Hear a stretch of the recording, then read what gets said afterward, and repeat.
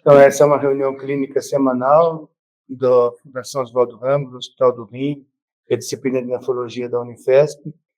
Hoje nós vamos, a doutora Maria Cláudia, que é que é graduada em 1995, e é tudo aqui na Universidade Federal de São Paulo, aqui na Unifesp, graduada, fez residência, mestrado e doutorado aqui na escola, e ela é apaixonada assim pela diálise peritoneal, e nós, em função dessa postura dela, nós incrementamos o nosso programa de diálise peritoneal. Metade dos pacientes nossos estão em diálise peritoneal, metade dos pacientes que estão em diálise estão em diálise peritoneal, e agora nós temos a perspectiva de aumentar para 70%, e além disso criar um núcleo e pode formar pessoal para que possa replicar o modelo que nós temos aqui de diálise peritoneal, que nós estamos estabelecendo aqui no Hospital do Rim e na Fundação Oswaldo Ramos.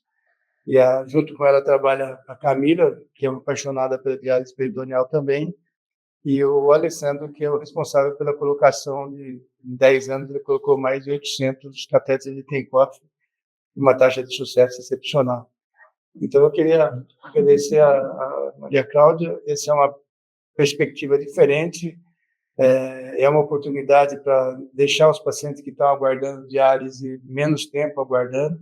Nós sabemos que para você aumentar o número de postos de hemodiálise demora 3 anos para você aumentar, conseguir toda a liberação e a construção. E a diálise peritoneal é um método mais simples em termos do que precisa de estrutura, embora ele dê um trabalho talvez maior até para o médico do que a hemodiálise. Obrigado, Maria Cláudia, mais uma vez pela sua... Parabéns pelo trabalho que você faz, assim, sempre concentrada na diálise peritoneal. Eu agradeço o convite. A gente segue aqui firme, tentando transformar os haters em seguidores. Tá ótimo. Então, obrigada mais uma vez pelo convite. Eu vou começar, então, comentando os dados do Censo Brasileiro de Diálise da Sociedade Brasileira de Nefrologia, né, o censo que foi publicado em 2023, com dados de 2022. Então, se a gente for olhar a proporção de pacientes em diálise peritoneal em 2022, é o último dado disponível, né, aqui no Brasil, então nós temos só 4,7% dos pacientes em diálise peritoneal. E a gente tem observado ao longo dos anos que essa porcentagem tem caído, né? Cada vez que eu venho aqui dar uma aula, essa porcentagem está menor. É isso que a gente quer discutir, né? Se a gente olhar os dados americanos aqui do ISRBS, que é o registro americano, né, de doença renal crônica, foi publicado em 2023 com dados de 2021, se a gente for olhar aqui os Estados Unidos, em 2007 foi a menor porcentagem de pacientes incidentes em diálise peritoneal, mas eles têm tido um movimento de aumentar a diálise peritoneal. Em 2021, eles tinham 12,7% dos pacientes incidentes em diálise peritoneal. E em relação a pacientes prevalentes, então, era 5,3% aqui, e em 2021 eles estão com 8,3% dos pacientes em diálise peritoneal. Então, quase o dobro aqui que a gente, né? E a gente vê que é um movimento contínuo que tem acontecido por lá.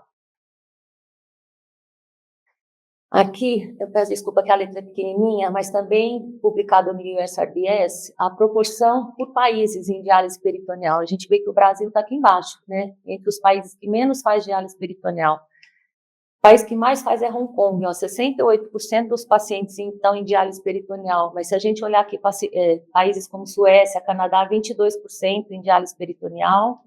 E o Brasil, 6%. Em diálise peritoneal só. Esse dado 6% era de 2021, né? Então, a gente vê aí uma possibilidade de expansão, né, baseando, então, em dados de outros países.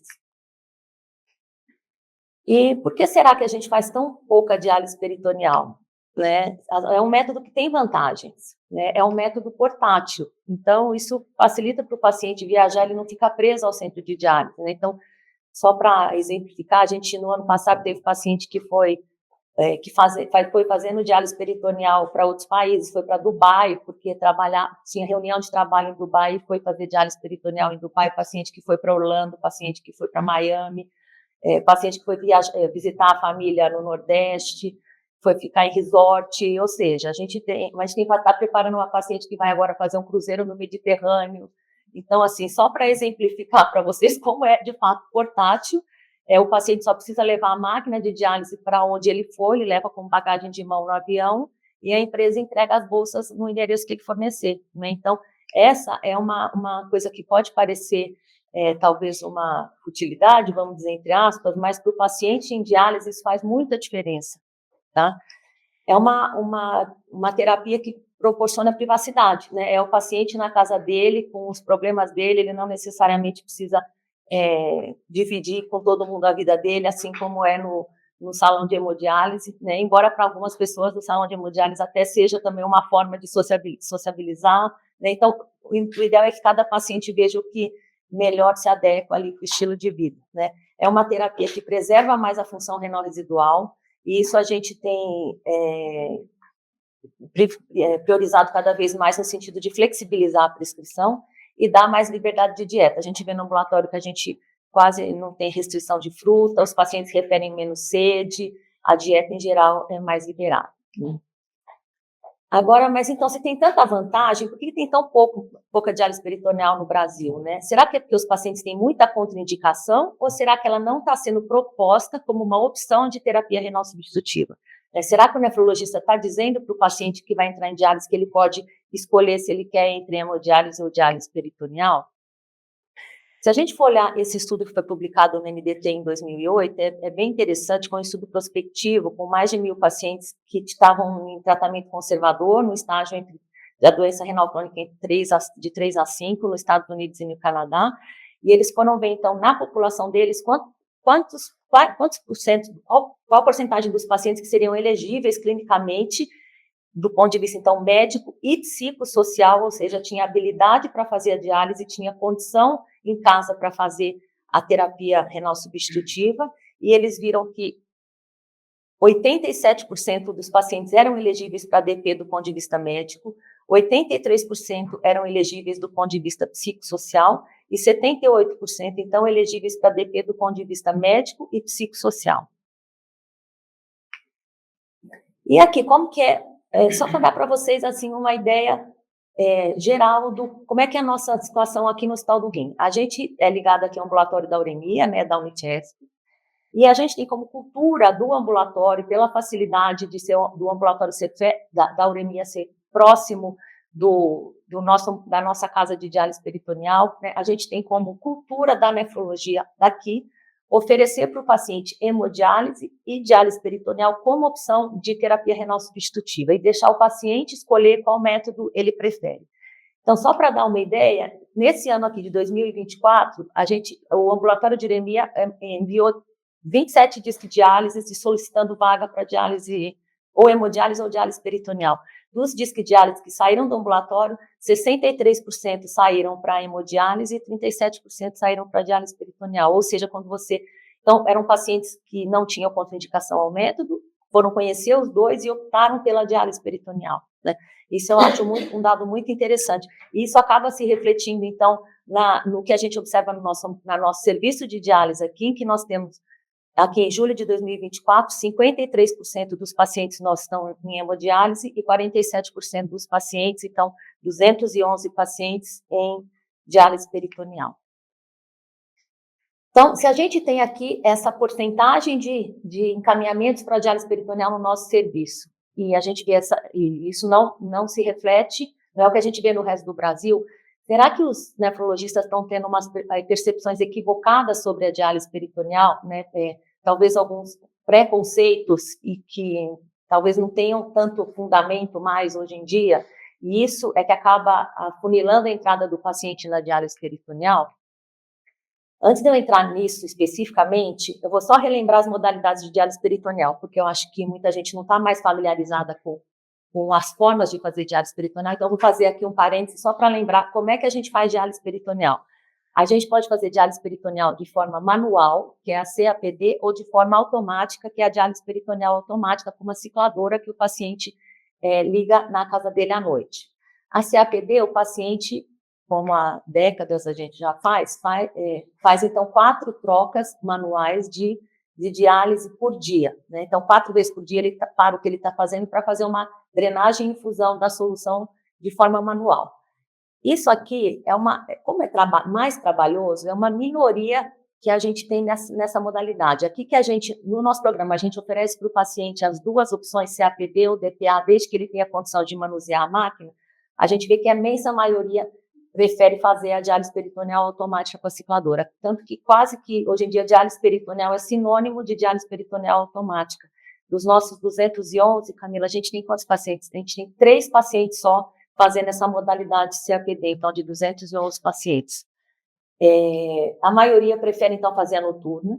E os esquemas são flexíveis de acordo com a função renal residual. Se o paciente tem uma função renal residual que permita, ele pode fazer a terapia, que o mais comum é a gente fazer por 9 horas durante a noite. Ele faz 5 ciclos de 2 litros, né? Infunde, fica 1h20 o líquido e drena. Infunde 1h20 e drena, enquanto ele está dormindo. E ele acorda e está com o dia livre, a cavidade seca, o paciente, em geral, prefere.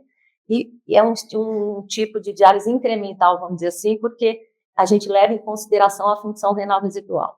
Se o paciente vem para a gente sem função renal residual, é aquele paciente que veio da hemodiálise, às vezes por falha de acesso, ou o paciente que está há muito tempo em diálise peritoneal e perde a função renal residual, a gente, além dessas 5 ciclos à noite, faz uma 6ª infusão que vai ficar durante o dia todo na cavidade do paciente, né?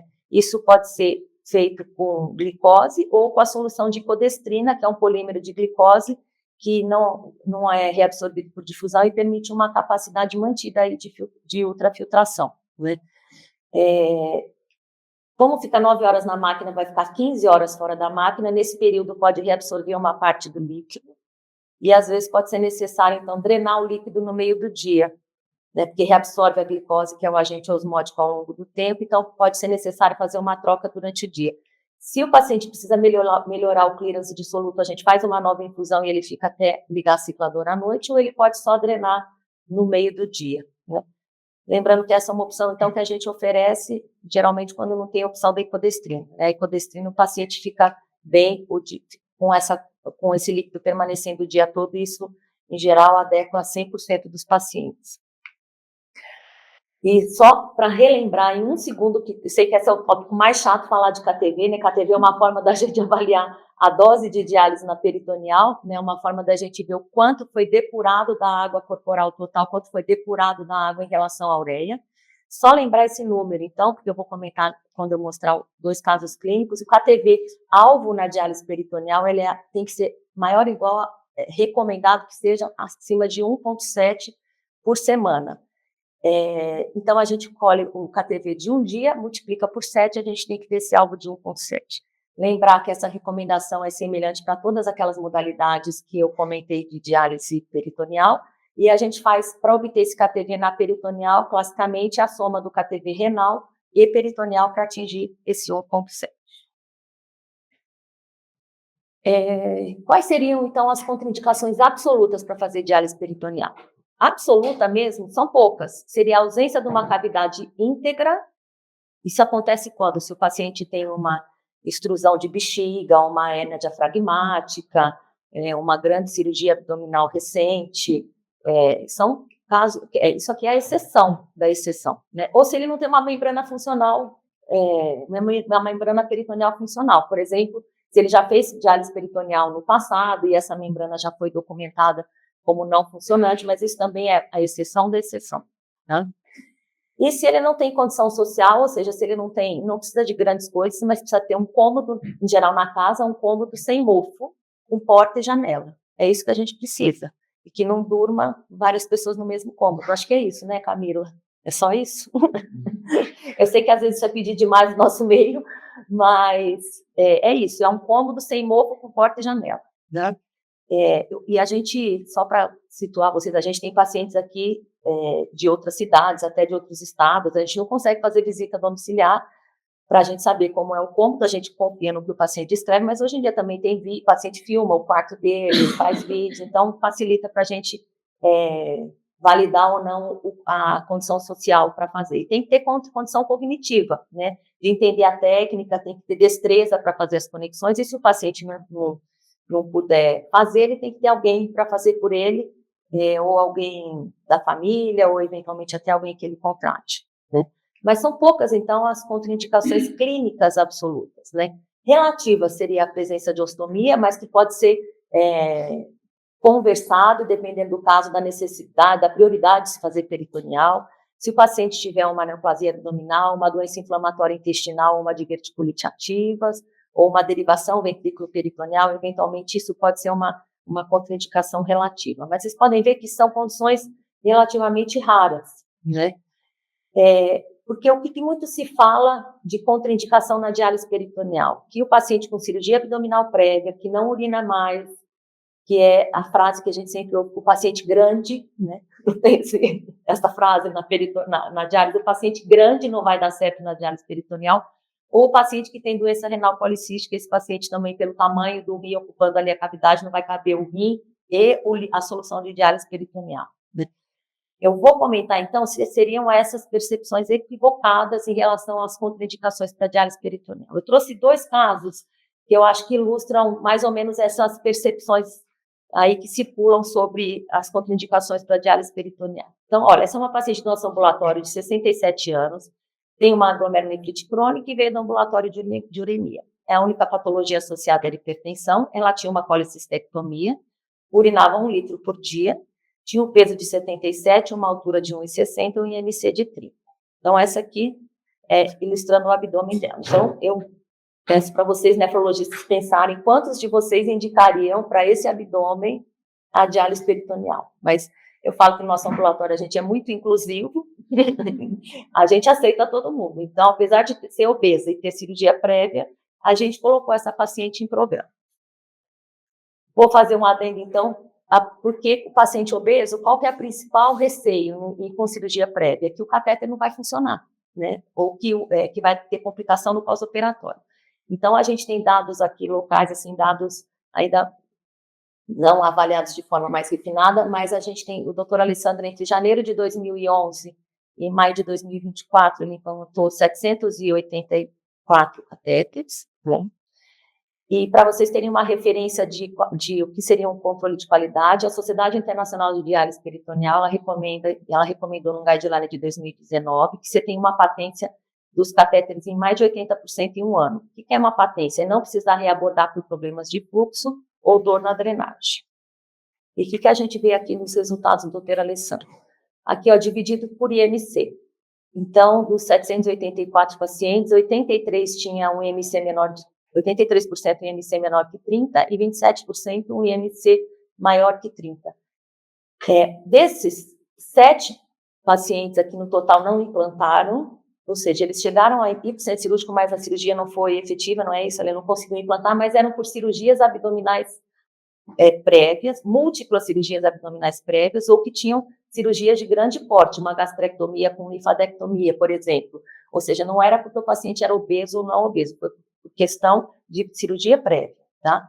Complicações intraoperatórias, a gente viu uma porcentagem semelhante aqui, 2%, entre os 2 grupos, né? Aqui lesão de delgado e aqui complicações clínicas no intraoperatório. Necessidade de reabordar com menos de 30 dias por disfunção ou vazamento do líquido, hematoma ou dor abdominal, 4% nesse grupo, e nos pacientes obesos, 3%. 2 por disfunção e 2 por hematoma ou sangramento. Reabordagem no período maior do que 30 dias e menor que 1 ano, 9% no IMC mais baixo e 9% no IMC mais alto. E uma reabordagem com tempo maior do que 1 ano, 3% no IMC mais baixo e 5% no IMC maior que 30. Ou seja, a obesidade não tem sido, então, uma questão para a gente no ambulatório, né? Na hora de implantar o catéter. Então, a gente acaba não contraindicando, né? E cirurgia abdominal prévia.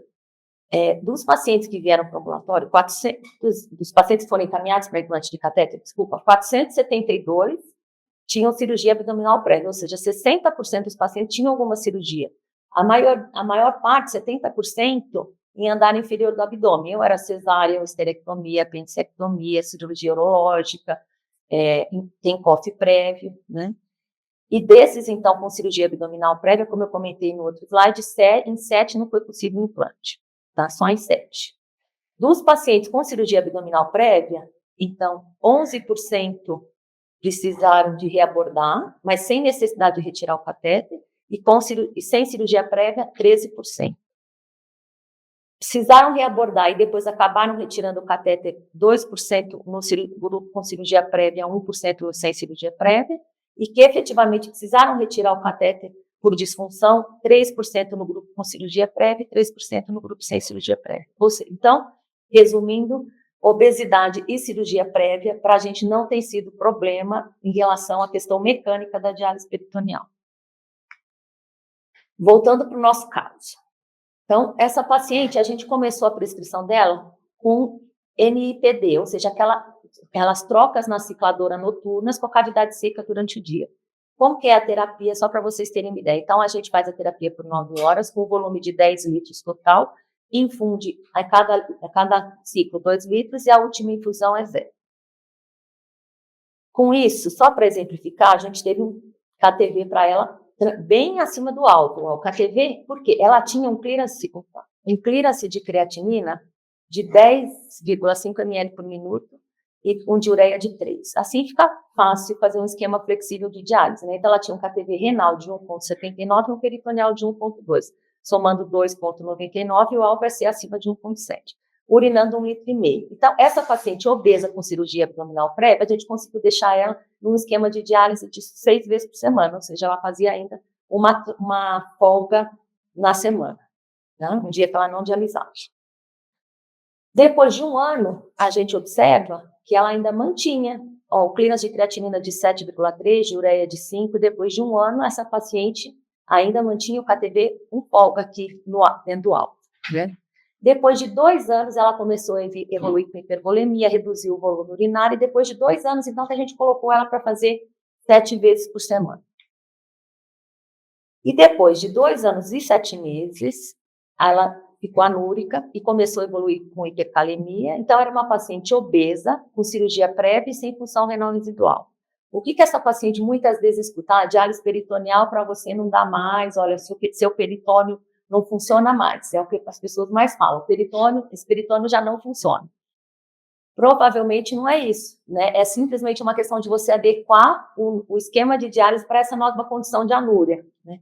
Então, e se a gente for olhar aqui, ó, nesse momento em que ela perdeu a função renal residual, o KTV peritoneal dela era 1,27, o renal 0, ou seja, ela estava muito abaixo do alto, né? Então, não dá para a gente ficar tranquilo com essa situação. O que nós fizemos? Colocamos ela, então, com líquido na cavidade a hora que terminava os ciclos da máquina, né? Então, ela ficou com um volume total de 12 litros, faz 5 ciclos de 2 litros e uma última infusão de 2 litros. Com isso, olha como melhorou o KTV dela, de 1,27, com a cavidade úmida foi para 2,03. E com isso a gente proporcionou, então, a permanência dela no programa. Atualmente, ela está em diálise peritoneal há 6 anos e 6 meses. Nunca teve peritonite, nunca teve infecção de local de saída.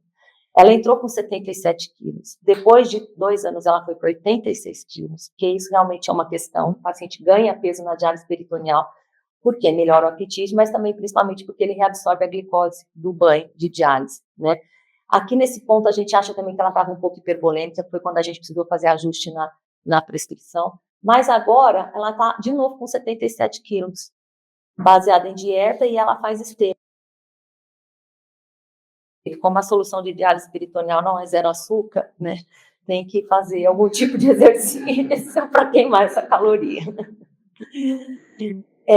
Se a gente for olhar aqui, essa revisão que foi publicada em 2022 sobre obesidade em diálise peritoneal, avaliando aqui 12, estudo, não foi esse que foi com 12, mas temos vários estudos aqui em diálise peritoneal, em pacientes obesos, e os desfechos são controversos. Tem desde estudo mostrando que a obesidade é protetora, seria na diálise peritoneal, mas que a gente chama de epidemiologia reversa, que seria ao contrário do que a gente observa na população geral, em que a obesidade é um fator de risco de pior desfecho, né? Então, tem tanto estudo mostrando que a mortalidade é menor, que ela é maior, ou que a obesidade é um fator neutro, tá? Então, de tal forma que, aqui, se a gente for ler o que grandes especialistas aí em diálise peritoneal recomendam, eles não consideram a obesidade uma contraindicação à diálise peritoneal e, muito pelo contrário, eles encorajam que seja oferecido para os pacientes obesos que não tenham outras indicações, que seja encorajado o paciente a também ter a diálise peritoneal como opção. Né? Um segundo caso, um paciente de 44 anos que tinha doença renal policística e veio do ambulatório de uremia, era hipertenso, urinando 1 litro, um peso de 115 e uma altura de 1,98. Ou seja, um paciente desse tamanho, né? Assim, um jogador da NBA, vocês podem imaginar. Então, quantos nefrologistas indicariam a diálise peritoneal para um paciente desse porte, né? Porque ele é enorme mesmo, esse paciente. Então, um paciente que a gente fala que é grande e com doença renal policística. Então, no nosso ambulatório inclusivo, a gente aceitou ele na diálise peritoneal. Como foi a prescrição inicial dele? Então, 9 horas, com 5 ciclos de 2 litros, e saía com a cavidade seca. Ele tinha um clelicante de creatinina na admissão de 11,8 e de ureia 6. Então, isso facilitava bem o esquema de diálise dele, né? Então, ele tinha um KTV renal de 1,3. Agora, por ele ser grande, olha, esse esquema nosso padrão, olha o KTV que ele dá, 0,78, KTV peritoneal. Mas ele urinava 2 litros, então foi possível manter ele também no esquema de 6 vezes por semana. Só que depois de 9 meses, a ureia e o fósforo dele estavam altos, a gente não conseguia melhorar isso. Então, a gente pensou, bom, vamos preencher melhor essa cavidade, já que ele é tão grande, vamos colocar 2,5 litros. Passou 1 mês, a ureia e o fósforo não baixaram. Então, vamos preencher com 3 litros. Mas o fato dele ter doença renal policística, os rins dele são realmente bem grandes, ele falou, não, doutora, eu não estou aguentando ficar com 3 litros. Então, depois de 11 meses, a gente chegou no meio termo ali, 2,7 litros de infusão por ciclo, 7 vezes por semana para melhorar esses exames. Com 11 meses, o que a gente observou? A KTV renal dele tinha caído, né? O clearance de creatinina dele foi para 6,2 ml por minuto, de ureia para 3, KTV renal de 0,9, peritoneal de 1,02, e ele se manteve adequado. Mas passou o tempo, a gente viu que os exames voltaram a piorar, a gente repetiu o KTV, o renal tinha caído mais ainda, um clearance de 3,6, o de ureia, o clearance de creatinina 3,6, o KTV renal de 0,63, o peritoneal de 0,94, um KTV mais baixo. O número em si, muitas vezes não incomoda tanto, mas isso, em geral, reflete um exame pior. Às vezes o paciente tem um fósforo alto, está com prurido, a gente vê que ele não está idealmente dialisado, né? O que nós fizemos, então? Passamos ele para cavidade úmida durante o dia. Então, ficou, olha, para vocês terem uma ideia, como é que fica a prescrição desse paciente grande. Então, ficou um tempo total de 9 horas, um volume de 15,5 litros, cada infusão de 2,7 litros e uma última infusão de 2 litros. Por isso, ele precisa ligar na máquina 3 bolsas de 6 litros. E com isso, nós adequamos, então, um paciente grande, sem função renal residual e com doença renal policística na diálise peritoneal. O KTV dele agora, com essa nova prescrição, é 1,72, e ele quase não tem mais função renal residual, no sentido de depuração, embora ele ainda tenha um bom volume urinário. Então, ele está atualmente há 2 anos e 9 meses em peritoneal, ele teve uma peritonite só agora recente. Nesse meio tempo, ele fez uma hemorragia, que é uma questão relacionada ao paciente com doença renal policística em diálise peritoneal, e ele está em preparo para transplante com doador vivo, e nós temos até uma questão dele, que depois eu ainda vou precisar discutir com vocês, porque ele tem o doador vivo, e ele tem que fazer a nefrectomia, porque o rim dele é muito grande. Mas ele não quer sair da peritoneal para fazer a nefrectomia. Se a gente pode, a gente tinha uma discussão para a gente fazer depois, se a gente pode fazer a nefrectomia de um rim grande desse e manter ele na peritoneal como preparo para doador. Mas então, só para exemplificar melhor para vocês. Se a gente for olhar aqui, dados, aqui esse guideline, o CADIGO 2023, está aberto para consulta pública, um guideline para doença renal policística. O que eles estão sugerindo? Que a ADP e a hemodiálise na doença renal policística são uma terapia viável, né? Só tem que ter cautela se for um aumento massivo dos rins ou do fígado, tá?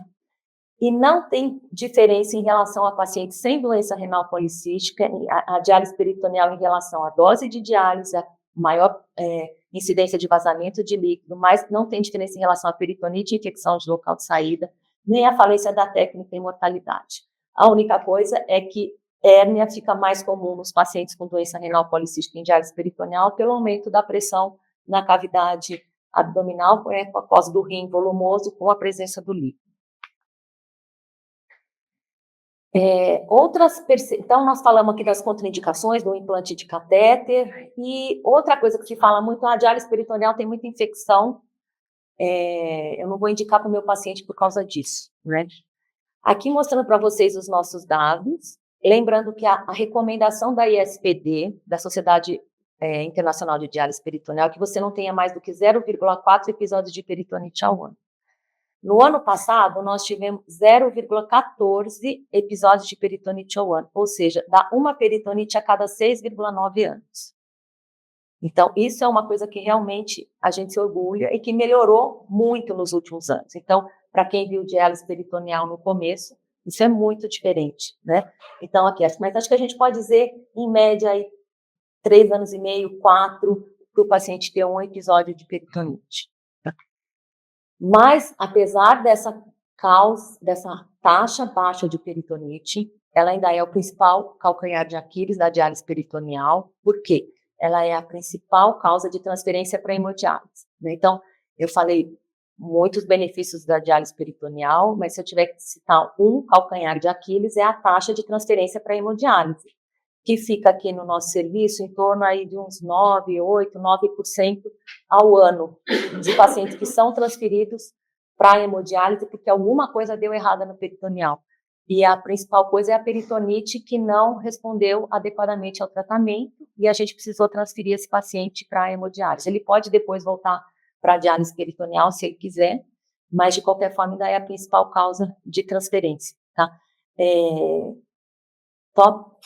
Por aí de curiosidade, assim, falência da membrana, perda de capacidade de ultrafiltração, são casos raríssimos que a gente tem de transferência para hemodiálise, que é uma coisa que as pessoas falam muito, né? A membrana, a peritônio não dura muito. Não, ele dura bastante, tá? Por tempo que a gente precisa, ele dura muito. E em relação a desfecho, será que a diálise peritoneal, ela é pior do que a hemodiálise em termos de desfechos clínicos? Voltando aqui para os dados da SBN, né, os dados brasileiros de 2022, se a gente for olhar a mortalidade geral em diálise no Brasil em 2022, a mortalidade foi de 17,1%. É uma mortalidade alta, né? E qual que é a mortalidade no nosso serviço?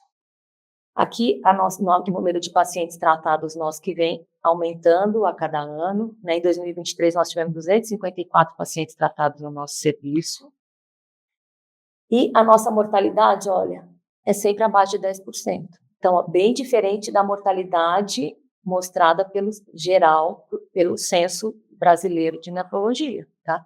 Então, 2022, 17% a mortalidade geral em diálise no Brasil, e a nossa mortalidade foi de 6,7%. E como isso tem acontecido no mundo? Esse aqui também, o registro americano, né, o ISRBS, publicado com dados de 2011 a 2021, aqui a mortalidade do paciente em hemodiálise e a mortalidade em vermelho do paciente em diálise peritoneal.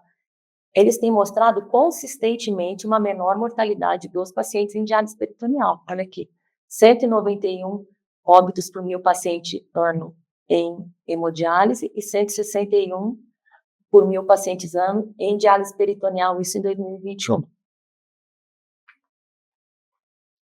Dados do USRBS em 2023, publicado em 2023, sobre a mortalidade em 5 anos, com cortes de 2007, 2012 e 2017. Se a gente for comparar a diálise peritoneal com hemodiálise, no primeiro ano da terapia, a mortalidade até, a curva aqui ó, mostra uma vantagem em relação à diálise peritoneal. Mas isso acaba se equivalendo de tal forma que com 5 anos de terapia, a mortalidade é semelhante entre as modalidades.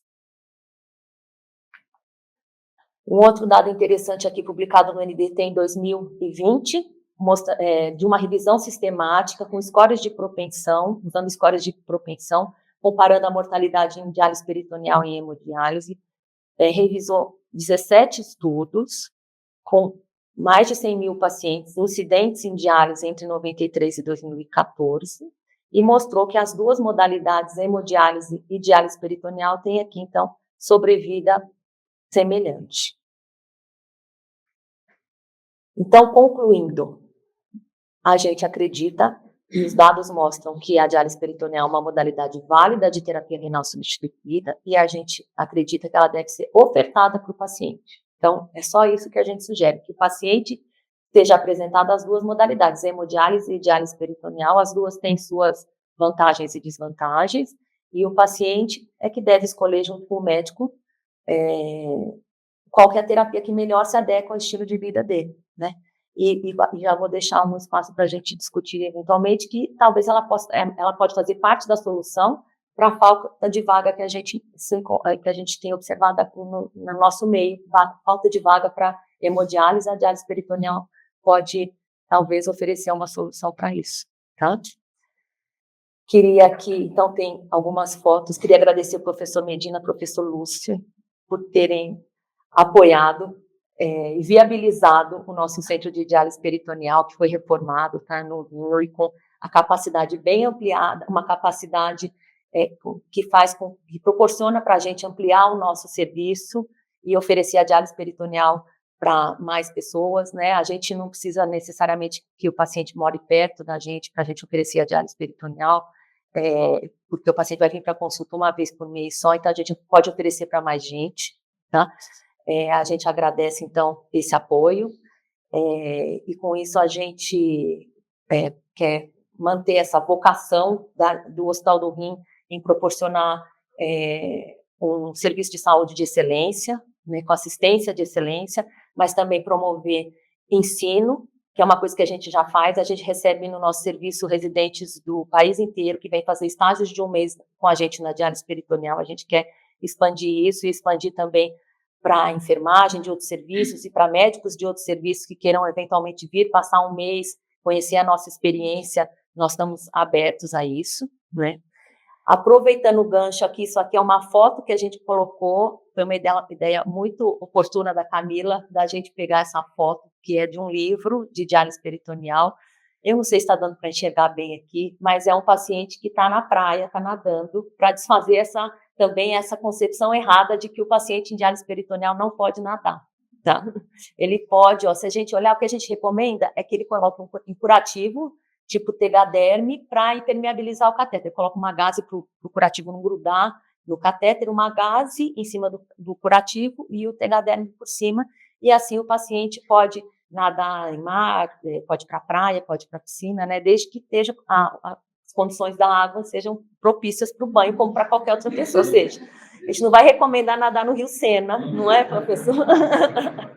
Nem no Tietê. Mas no nosso vasto litoral, o paciente pode nadar na piscina da casa dele, tá? Então, essa também é uma falsa concepção aí na diálise peritoneal. E é impressionante como os pacientes chegam no ambulatório e 100% comentam dessa foto, é muito curioso. Queria agradecer também a equipe que faz parte comigo aí da diálise peritoneal, essa equipe que é super competente, super engajada. Agradecer muito a colaboração de todos, especialmente aqui a Camila, nossa enfermeira, que coordena o serviço de diálise do Hospital do Rim, né, e que lutou aí incansavelmente para que a gente concretizasse esse sonho de ter um centro de diálise peritoneal, que a gente pudesse ofertar a nossa modalidade para o maior número de pessoas. Agradeço a Camila pela sua competência, pela sua dedicação, uma pessoa generosa que para ela nunca tem problema, só tem solução. Então, Camila, muito obrigada. E agora sim, para finalizar, queria deixar o convite para quem quiser participar da nossa terceira jornada de diálise peritoneal aqui do Hospital do Rim. São 3 dias que a gente faz aí uma imersão em diálise peritoneal, é um curso teórico-prático, né? Tem estações práticas, interativas, aí com casos clínicos, mostrando, então, desde como que a gente indica a diálise, como que a gente prescreve, como que a gente maneja a adequação e as complicações em diálise peritoneal. Então, fica o convite aí para quem quiser participar. É isso.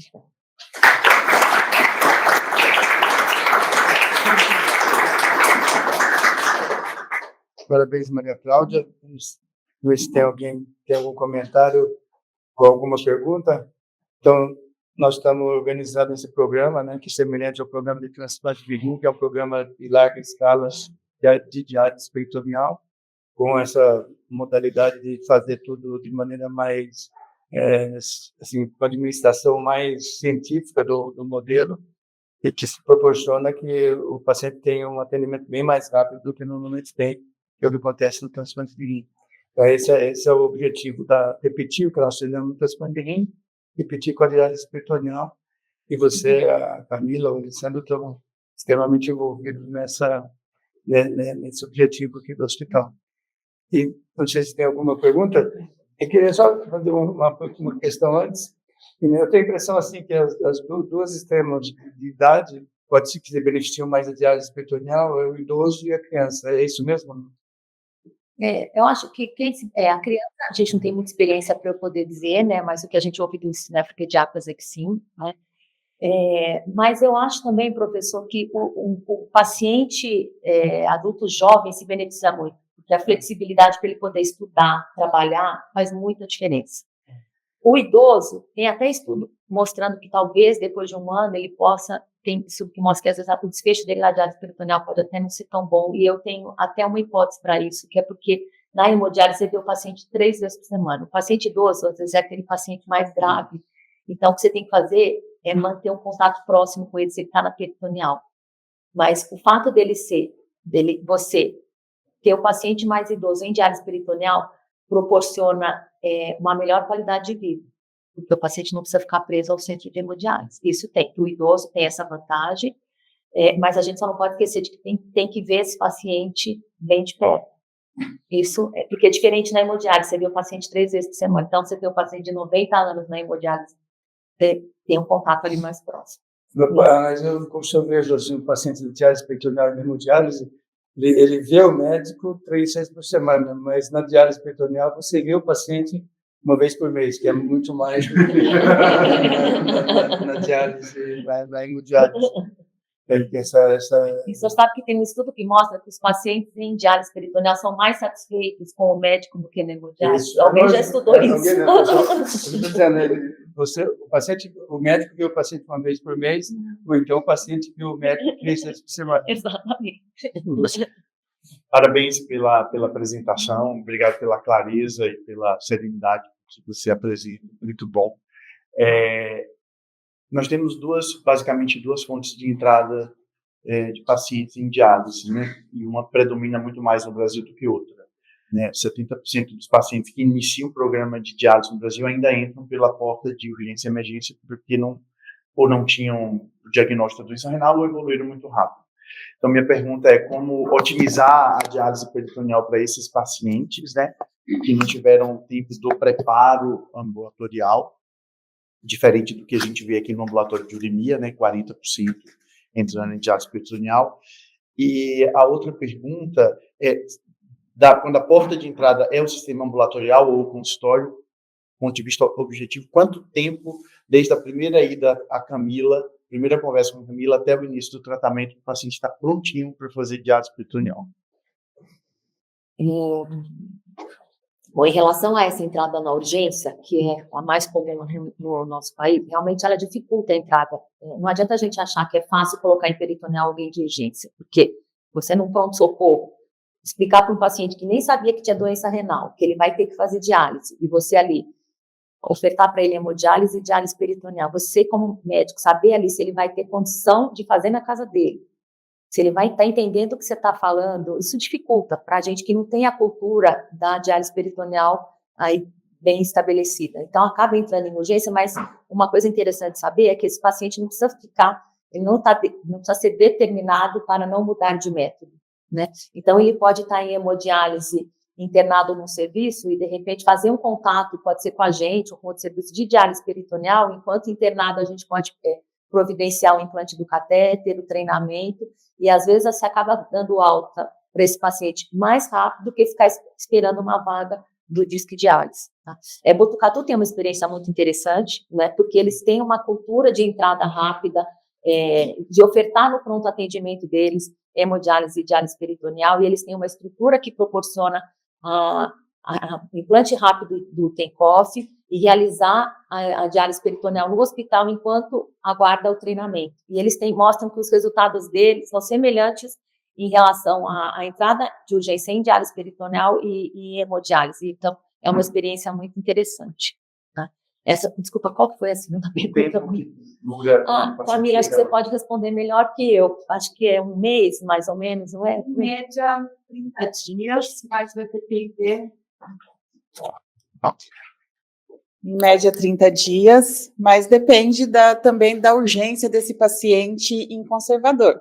Se é um paciente que chega a nós, que precisa entrar com uma certa urgência, 15, 20 dias a gente consegue estar colocando esse paciente em programa. E agora também na estrutura nova, acho que a gente vai poder eventualmente fazer uma diálise assistida durante o dia, enquanto o paciente está treinando. Agora a gente tem espaço físico. Isso, pensando agora na nossa nova estrutura, a gente consegue, se for um paciente até hospitalizado, a gente consegue deshospitalizá-lo e assumir enquanto ele treina a diálise no nosso serviço.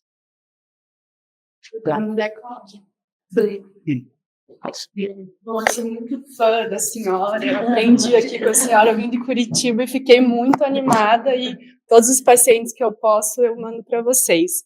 Mas eu queria que a senhora comentasse um pouquinho sobre os pacientes diabéticos, a sua experiência. No começo é preciso adequar esquema de insulina ou até antidiabéticos, não sei. E uma outra dúvida que eu tenho é se os pacientes diabéticos eles têm alguma prioridade nas bolsas de icodestrina ou se não tem nada a ver. Então, o paciente diabético, quando ele vai ficar, obrigada primeiro pelo carinho de sempre, a gente cria um vínculo eterno com os residentes, ainda bem. Então, para o paciente diabético, em geral, a gente vai ter que sim aumentar a dose de insulina, né? Isso é uma coisa que a gente tem que ficar atento assim que começa, vai precisar aumentar a dose, mas em geral é uma questão que a gente resolve, tá? Sem grandes problemas, porque também no paciente em diálise a depuração da insulina é reduzida, né, pela perda da função renal, então não chega a ser uma questão.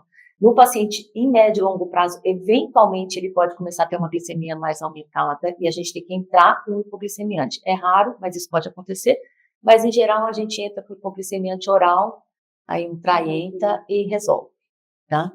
Sem grandes questões em relação ao controle do diabetes, então. Tá? Mas, de qualquer forma, continua sendo um paciente que inspira cuidado da mesma forma que na hemodiálise.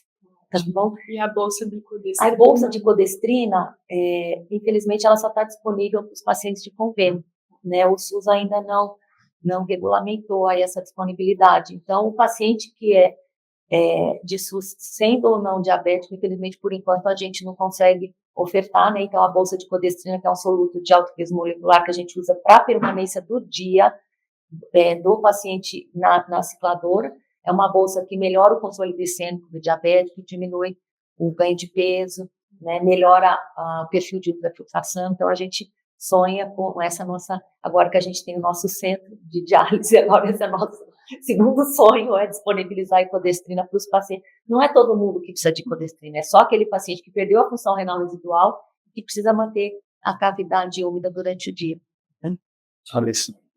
Alessandra, depois a Érica, depois o Dr. Luiz Moura falar sobre a falência da membrana. Parabenizar a Maria Cláudia pela aula, mesmo a gente não sendo renal crônico, seu entusiasmo é tão grande que terminando a aula dá até vontade de fazer diálise peritoneal. Na verdade, é uma questão técnica, Maria Cláudia. Nós, como cirurgiões, a gente sempre fala, o paciente tem que esperar, botou o catéter, tem que esperar para fazer diálise, ou faz com volume menor. Isso é real, isso não é real? Na experiência de vocês, você acha que realmente isso é necessário? Acho que dá para usar o catéter de imediato, vamos imaginar assim, não é muito a minha vivência, porque eu faço diálise mais ambulatorial, mas o que a gente vê, eventualmente, que acontece aqui no hospital, com paciente que necessita de usar de urgência, que de repente aí umas 6 horas depois do implante, acho que já é ok para usar, né? E a gente recomenda que seja com um volume menor, então começar com 1 litro, depois progredir para 1,5 litro, depois 2, porque aí acho que reduz a chance de vazamento e você tira o paciente da urgência, que muitas vezes é um potássio alto, uremia, a gente consegue manejar dessa forma assim, sem problema. Então dá para usar de forma urgente, sim. Obrigado. Tá bom? A Érica. Bom dia a todos, sou a Maria Cláudia, obrigada pela aula, foi excelente, como sempre, né? A minha pergunta vai um pouco na linha do que a Juliana tinha te perguntado também, do ajuste do controle glicêmico dos pacientes que fazem diálise, né, com a cicladora. qual tem sido o principal ajuste que vocês têm feito? E se na experiência de vocês com a ecodestrina, vocês têm visto a pseudo-hiperglicemia, que a gente acaba tratando e o paciente faz uma hipoglicemia severa. Isso é muito importante ser colocado, e é uma coisa que a gente reforça muito, e acho que é oportuno a gente falar disso. Vou começar pela segunda pergunta até, para não deixar passar. A ecodestrina, quando ela vai ser reabsorvida via linfática, né, não por difusão, mas via linfática, e na corrente sanguínea ela vai ser quebrada em vários metabólitos que, em última análise, vão gerar maltose. E a maltose, ela pode ser lida por alguns testes de glicemia capilar. E esses testes vão dar uma falsa hiperglicemia e corre o risco do paciente chegar num pronto-socorro, paciente que faz diálise peritoneal com ecodestrina, alguém fazer lá uma ponta de dedo e vai vir uma falsa hiperglicemia porque o teste vai ter lido a maltose e administrar erroneamente a insulina para esse paciente. Então, a gente reforça muito para o paciente que ele recebe o material educacional, um paciente que usa ecodestrina, de que ele tem que saber se a fita dele é compatível ou não. A maioria das fitas são, mas precisa saber se é compatível ou não. E quando ele chega no hospital, ou ele, o familiar, explicar que tem essa questão, porque isso é uma coisa que no pronto-socorro os médicos não vão saber, né? Mas é fácil saber essa lista de fitinhas que são compatíveis, é só colocar na internet, assim, ecodestrina, glicemia capilar, tem no site da Baxter uma lista das fitinhas que são compatíveis, tá? Mas essa é uma questão que a gente frisa demais com os pacientes. Então, às vezes, se ficar internado, talvez seja melhor até nem usar ecodestrina, para não correr esse risco, tá bom? E para o ajuste, então, a gente usa, de preferência, insulina de ação prolongada, né? Então, aí uma insulina glargina, esse é o mundo ideal, porque, em geral, com uma dose só, a gente acaba segurando o paciente por 24 horas, a gente dá essa dose até à noite, porque a sobrecarga da glicose é maior à noite, né, como se o paciente comesse um doce toda noite, né, então a gente deixa a insulina noturna, mas eventualmente a gente adequa com NPH 2 vezes ao dia também. O controle não é difícil, mas a gente também não faz um controle rigoroso, porque para esse paciente ir para a hipoglicemia, são pacientes diabéticos de muitos anos, né, então eles são, às vezes, eles são assintomáticos até níveis muito baixos de glicemia, né? Então, quando a gente, às vezes, vai ver o exame do paciente, quando ele vem na consulta, a gente descobre que ele estava com 40 de glicemia de jejum e ele estava assintomático. Então, a gente tem muito receio de hipoglicemia aí que possa causar algum risco para o paciente. Então, tanto que a gente, no objetivo, uma glicemia de jejum muito baixa ali não, ali em torno de 140, 110, 140 para a glicemia de jejum, tá ótimo para a gente.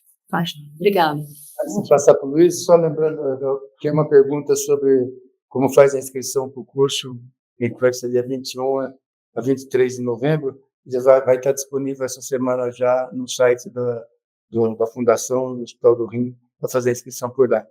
E essa apresentação que a Maria Cláudia está fazendo, ela está disponível, vai estar disponível no YouTube a partir de amanhã. Então, o Luiz, a função do Luiz agora é explicar como que tem falência de membrana por causa da glicemia. O Luiz é um patologista nosso, ele é um gênio nosso do plantão e ele sempre tem a resposta. Se ele não tem, ele consegue elaborar uma coisa. Maria Cláudia, mais uma vez, muito bem. Muito bem pela resiliência, pela persistência e por acho que aqui a teimosia pode até ser. Acho que aqui, de novo, é aquele fato que nós já comentamos anteriormente, de um serviço calcado nas pessoas, efetivamente. E que é uma coisa muito característica de países que ainda estão no processo de desenvolvimento muito inicial.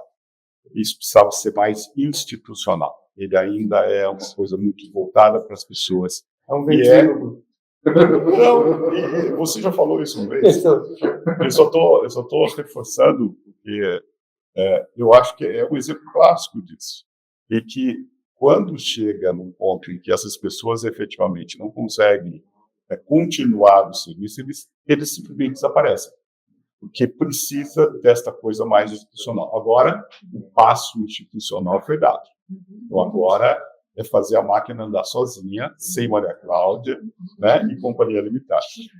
Só para pegar um pouco o gancho, eu não vou responder por falências ou outras coisas, não sou economista a respeito, mas eu diria que, em vez de chamar falência, que anualmente ficou gravado por conta dessa dificuldade da troca, eu diria limitação. Nós estamos trabalhando com uma membrana que tem um capilar que está em contato com uma célula que é mesotelial. Se nós voltarmos para o pulso capilar, também é um capilar e também tem um mesotélio ao redor, que é um budócito. Só que lá tem pressão arterial. Aqui, a pressão é capilar. E, nesse sentido, nós vamos ter um limite. É uma troca agora osmótica e não é uma pressão de filtração. Eu acho que, nesse sentido, talvez a troca de falência por limitação seja mais justo do coitado do peritônio, que é sempre acusado de ser o elemento-chave do processo. Mas eu perguntei para você, Luiz, porque eu imaginei que você fosse responder sobre a peritonite esclerosante. Isso é uma coisa muito rara, a gente vê isso muito pouco. Eu vejo muito pouco, aliás, a única coisa que eu vejo que vem de lá, que são essas encapsulantes ou peritonites hiperplásticas que acabam limitando o processo. Mas, nesse caso, é uma fibrogênese. Na verdade, você aumenta a distância entre o capilar e a cavidade. E, nesse sentido, não dá para conversar. É que nem interstício renal. Toda vez que eu aumento o interstício, túbulo não conversa com vaso. E túbulo não conversando com vaso, insuficiência renal. Não tem como explicar de forma diferente. E é por aí. Bom, Maria Cláudia, eu queria agradecer, assim, parabenizar você e o Grupo Torto, né?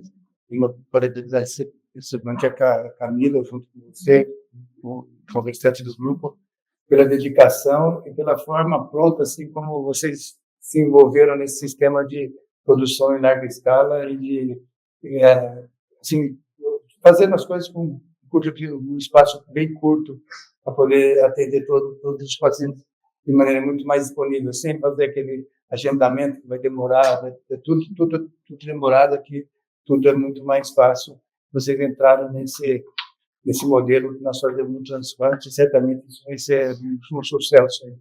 Mais uma vez, convidar o pessoal para vir na reunião lá no curso que você vai fazer em novembro, que vai estar disponível agora no site do Hospital do Rins, para fazer inscrição, e vai anunciar a reunião da semana que vem, que o Dr. Luiz Gustavo Modelli, que ele é coordenador do serviço do transplante renal da Faculdade de Medicina de Botucatu. Ele vai falar sobre testes genéticos na nefrologia. O Gustavo, ele tem uma diversidade assim, de atuação, e ele gosta muito de estatística e informática, então vai ser uma apresentação muito agradável. Eu queria, mais uma vez, passar a palavra para você fechar a tua apresentação. Agradeço mais uma vez a oportunidade, né? Ressaltar que, embora eu seja a pessoa que tem dado mais voz aqui à diálise peritoneal, nós temos outros médicos agora que estão super envolvidos, a Cláudia Totti, o Lion e o Daniel, né? Agradecer também toda a colaboração deles, eles também participam dessa parte de ensino, de geração de dados e tal. Poder agradecer ao professor mais uma vez pela oportunidade, pelo apoio. Que a sua liderança, a sua Camila. Agradecer a Camila, sem ela não Sem a Camila não dá. Não. A Camila tem que fazer discípulos. Com certeza. Então tá, um abraço.